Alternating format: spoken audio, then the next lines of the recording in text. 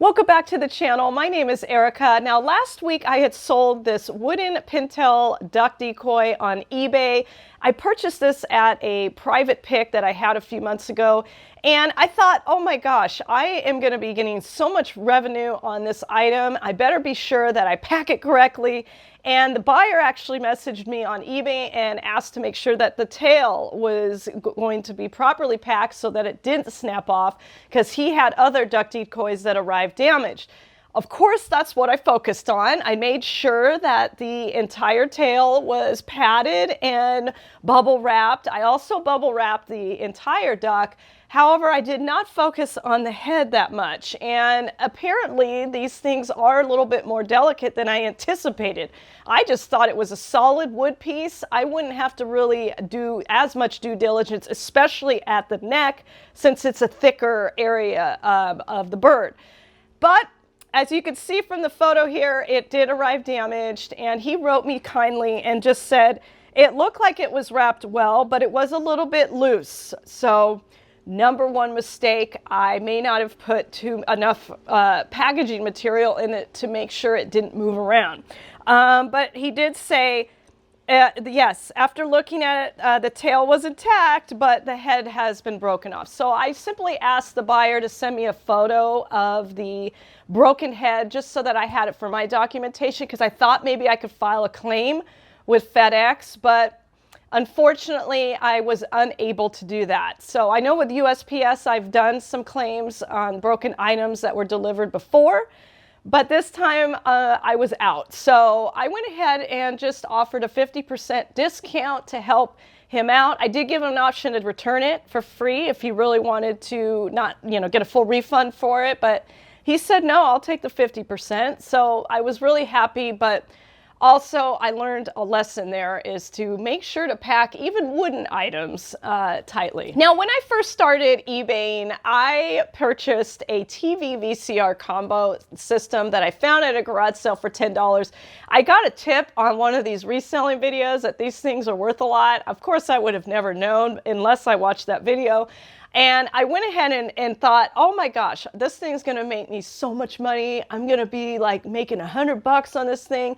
And I got it home, I listed it, and it ended up selling for $125 in less than 2 weeks. And I was excited about it until I realized I had to pack it, okay?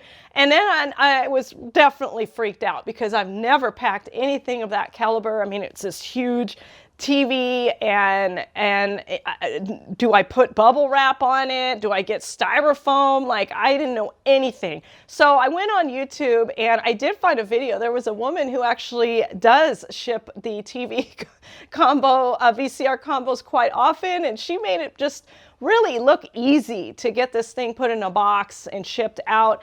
Now, I made a mistake there, and that was buying cheap bubble wrap. I ended up getting this crappy bubble wrap at Walmart or whatever, and it was like a $20 roll. I ended up using almost the entire roll of bubble wrap on this thing because it was so flimsy, and I needed to fill this box. I didn't have styrofoam on me, and I had to buy the box too, by the way. So I was in this thing for like $25 in packaging materials. And I got it in, and I thought, yeah, I mean, it felt like it was pretty tight. I went to UPS. I had the UPS man kind of feel it and give me a thumbs up, thumbs down. He gave me a thumbs up, so we were all good. Well, it was not good. It arrived completely damaged.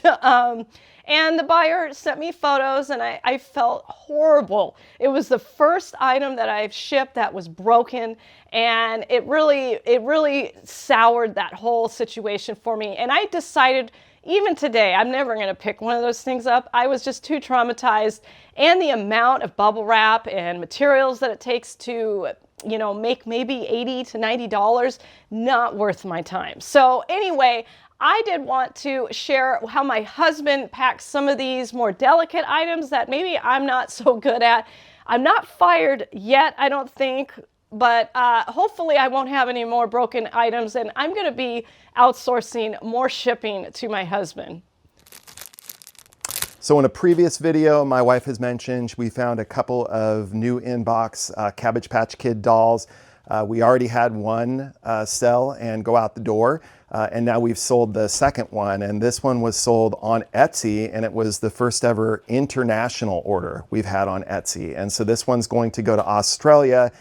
We're not really sure how Etsy manages its international. With eBay, they generally tend to get it at a receiving center, they'll repack it, and they'll send it international. But because we don't know how this is going to end up, we're going to take a little bit of extra precaution to make sure that it's packaged really well. These Cabbage Patch dolls do have a very delicate plastic on the front. And the other thing I've noticed about these is that the shoes do have some weight to them. So to pack this, the first thing that I'm going to do is I'm going to take some light tissue paper, and I'm just going to try to put a little bit in around the feet so that as this gets shipped and maybe gets turned upside down or other things happen, that we're going to at least keep those feet in place so that they're not going to push against anything. Now, once we've got that packed in a little bit, the rest of this is in pretty tight. We don't need to worry about it. We're just going to close up the box here. And I had done a video previously about how to ship a painting, and my wife can put a link to that video in here. But again, the whole most important part was kind of protecting the delicate area. And so I'm going to use a similar technique to what I did when I showed how to package a painting, where I'm going to take a piece of cardboard, a scrap, and I'm going to use it to cover this area to give it some extra protection. And again, the way I'll do this, I kind of talked about it on the previous ship, is I'll get a ruler that allows me to easily bend and create bends in the cardboard so I can get the right shape and fit to make sure that this goes out properly. So in this particular case, all I'm going to do is seal this up to here. And once I've got that on there, I actually attached a little back piece so that I could wrap this around. And once that gets wrapped around, what I want to do is just make sure that it's sealed and it's really tight. So now I'm going to take a piece of tape here, and I'm going to use this to hold this piece in place. And so now that gives us a nice firm front. We know that this isn't going to get damaged when we're shipping it. And I'll put one more piece across here. And the whole reason I use this strap piece is so that we're not putting tape on the box to potentially damage the box. So now we've created that. Now again, this is going international. And so I know a lot of times my wife says, hey, I'm going a little overkill on the wrapping. But the next thing that I'm going to do, just to give myself a little bit more confidence that this piece doesn't move, is I'm going to take a little bit of cellophane. And if this isn't in your repertoire for shipping things, it can be another way outside of tape to be able to seal something properly and just make sure that it's not going to move around in shipping. And so in this particular case, I'm going to wrap it around the opposite direction to hold this in place. And I'm just going to make sure I get it relatively tight here as we go around. And this is just going to help ensure that cardboard does not shift side to side. And that should be enough for us here for this purpose. So I'm just going to go ahead and rip the end off there, give it a nice tug and a seal there. So I think we're pretty good now as far as the rigidity goes. And then I am going to grab my box. And in this particular case, I chose a box where there was clear writing to show kind of which way it should be up. Because when I ship this Cabbage Patch doll, the ideal way for me to do it is to make sure that, that it's going to stay with the feet on the bottom. And so now we've got this in here. Once that's in there, it's a pretty simple process where we'll use some packing tape now, or some packaging paper where we don't have to be super careful on the front now. We'll pack this in all around the sides, get a little bit of bubble wrap on the top, and then we'll seal this one up and it will be out the door. So let's move on to the next one. So my wife found 3 of these flying geese at a sale, and they actually sold on Facebook Marketplace within 30 minutes of her posting them. Another kind of fun fact was I was actually watching a brand new movie on a streaming service, and I actually stopped it and paused it to bring my wife on, because within that movie they actually had these 3 geese, these exact same geese in a movie scene from that new movie that was out. So anyways, let's talk about how we're going to package these. And again, everybody has their own process and their own thoughts about how much detail they want to put in their packaging. You know, we've had a couple of things over the years that have broken in shipping. And so I always apply a little extra care. It doesn't mean that this is the way you have to ship something like this. But one thing with these is we noticed that these wings are kind of delicate. So you can see they flop around a little bit. They also have some sharp edges here at the ends. And so if I was just to bubble wrap these chances are it may poke through, it may break the bubble wrap. So I'm going to use a technique that I've used many times in the past to ship delicate items, things like weed art and other things that I need to really make sure that we're protecting along the way.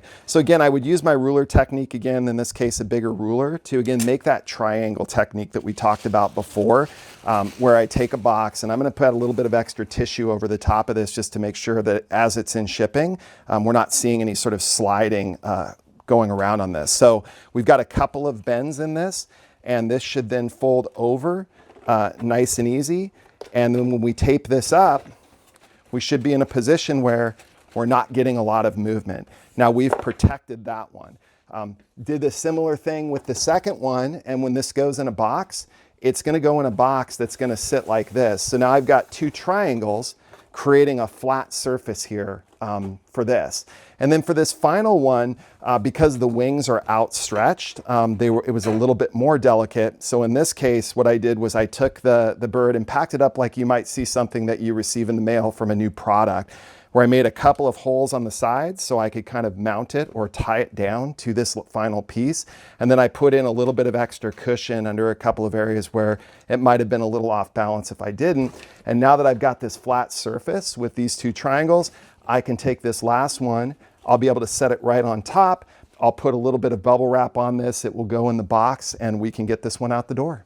Item that we're going to get out for shipping is this ironwood Marlin that my wife found. This sold on Facebook Marketplace in 2 days since posting it. Now ironwood is a harder wood, but you can see this one did have a little bit of damage there. So we do know that this can break if it's not packaged properly. So while you could just put this in a box with some, paper around it, we're going to take a little bit of extra precaution just because I always like to make sure that these things get to the destination without any breakage. So in this particular case, I'm going to start by taking some bubble wrap, and I'm going to just start wrapping this up a little bit around the sides here. And as that gets up and I get it, I'm going to kind of pull it in, and I'm going to wrap it around the spike there at the end, because that's going to be the most delicate part of this. I'm going to continue to wrap, and then I'm going to come around on the other side and pull some of that bubble wrap around. And then once I've done that, I'm going to come around the rest of the body of the Marlin so that it's nice and covered, and I've got a little bit of packaging at the bottom. Now once I have that in place, I am going to use just a little bit of tape here at the top to make sure that we're really protecting that that bill at the end. That's going to be the most delicate part here. Now the extra set of precaution I said we were going to take is I got a little piece of cardboard, and generally I'll use a ruler, and I'll put the ruler across the cardboard and then I can bend it. And then I'll put another ruler over here and bend it. And that's going to create a little bit of space where I can slip this Marlin in right here. And then I can fold this over to give it a little bit of extra protection on the top and on the bottom. Once I've done that, I'm going to take a little bit of packing tape here, and I'm going to just lightly seal this up on the edges. Now this is just going to give it a little bit of extra rigidity when you're shipping something like this, so that we make sure that we're not going to have issues. Then I might have a little extra piece because we can see on the bottom there's a bit of a spike down here for a fin on the very end. And so I am going to take a little bit of extra bubble wrap in this particular case, and I'm going to wrap it right in there to seal that up. Now once I've got that in there, I'm going to get my box, and I'm going to place this so that the bottom part is going down, and it will go in at a bit of an angle here. And once that's set in there properly, you can see that we've got a little space here and here. We will just take a little bit of packaging paper now, and we will just fill in these small gaps on the side with some paper to seal this in. And then once we've got that, we can go ahead and close it up, give it a little shake test, make sure it's nice and set, and then my wife can get this one out the door. Okay, the next item we're gonna ship is this men's Carhartt 2XL heavy duty canvas jacket. This sold on eBay, took about 30 days to sell. We did explore the option of putting this in a box versus bagging it. Sometimes with this heavier duty clothing, I do get a little nervous about putting it in bags, as I worry about the bags breaking in shipping. In this particular case, We were able to check the shipping cost for putting it in a box. It was only $6. So we're going to box this one up in this particular case. And so we'll just take it like a regular piece of clothing. We will fold it up as you would normally. We'll try to create a little bit of presentation for the unboxing here by having the hood and the Carhartt sticker show up in the front. We'll get that in the box. Because this is a nice snug fit, there's not much we're going to need to do as far as packaging around it. We should just be able to seal it up, get it closed, and get it out for shipping. Thanks, Matt. Thank you. Before we go today, I did want to share something that I learned in regards to the Etsy order for the Cabbage Patch doll. Now, I didn't know this, but I'm a little bit new to Etsy. I actually don't do a lot of cross-listing there, and I've been on it quite a bit, but I just haven't really tinkered around with all the options on the seller hub. And I noticed that I got a huge fee when I sold that item. It was like a $28 off-site marketing fee, and I had no idea what that was on top of the regular fee. So it ended up taking up like $45 of this $91 order, and it was kind of stressed me out because I didn't know what was going on. So I went ahead and kind of did a Google on what this off-site fee was, and apparently I had it turned on. I don't know if that's automatic. I'd love to hear that in the comments because I don't remember ever turning on off-site fees. But I noticed the last two purchases, I was like, gosh, the fees are so high on these things. What is going on? But anyway, what I did appreciate about Etsy was I just went ahead and did a little chat on the lower right-hand corner, and I actually was able to get an agent, and I just asked them, could you refund this one time on this off-site marketing fee? I really didn't know that this thing was turned on. I didn't even know about this program, and they were gracious enough to give me a one-time credit on this for $28 on this Cabbage Patch doll transaction. So I will say I am really pleased with Etsy's customer service, of which compares to Marketplace, which there is zero. And so I did feel really safe there, and I'm really hoping to do more business on Etsy.